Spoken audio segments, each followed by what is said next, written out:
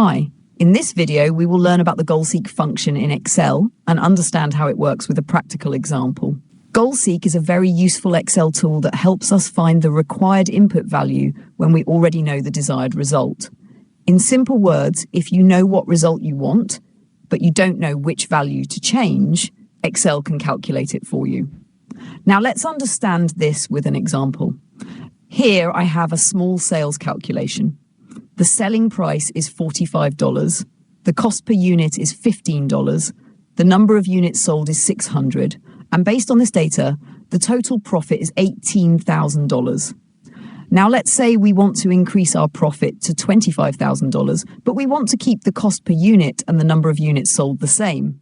The question is, what should be the new selling price to achieve this profit? This is where GoalSeek helps us. To use GoalSeek, go to the Data tab.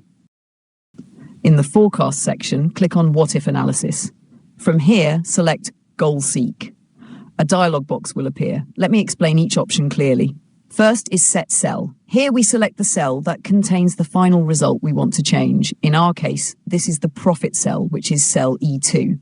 Next is to value. Here we enter the target value we want. So we will type 25,000 because this is the profit we want to achieve. The third option is by changing cell. This is the most important part. Here we select the cell that Excel is allowed to change in order to reach our goal.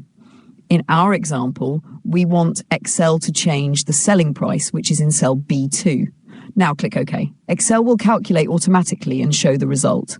As you can see, Excel tells us that the selling price should be $56.67 to achieve a profit of $25,000 while keeping all other values the same. This makes GoalSeek a powerful and time-saving tool, especially for data analysis, financial planning, and decision-making. To learn more useful Excel tutorials, watch my other videos. Thanks for watching and subscribe.